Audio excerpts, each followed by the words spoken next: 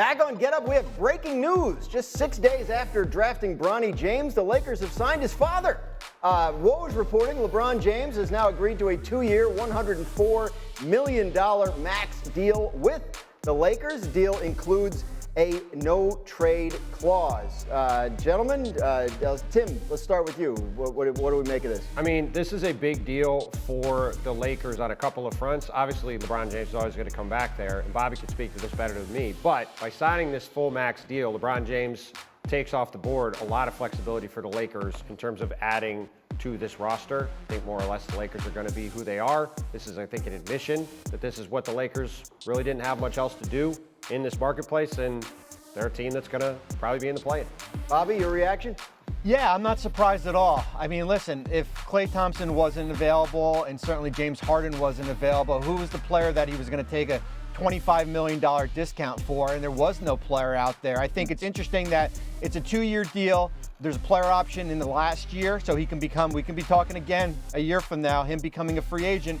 There's a no-trade clause in there, which he joins Bradley Beal as the only player in the NBA that have a no-trade clause.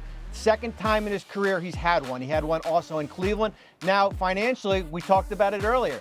$190 million in salary. They are right at the dreaded second apron. It will limit them as far as what they can do as far as adding players, whether it be free agency. I think we can probably rule DeMar DeRozan out of the equation. But what their roster is right now is probably what their roster is going to be when we see them on opening day late in October. Team that's a borderline play-in team. It's not great. It's still, again, you just signed a guy who averaged 26 a game, 7 rebounds, 8 assists, shooting 54%, 40 from 3. You just signed him. So understand, it's one of the best. I get it, but it's still one of the best players available. No, if you think listen, about it. yeah. And so, it's not about LeBron. We all knew this this was not. I mean, it's breaking news, but it's not really. We all knew this was going to happen, right? But it's like you still got one of the high-end players in the league, and this just again is another reminder that at the age of 40.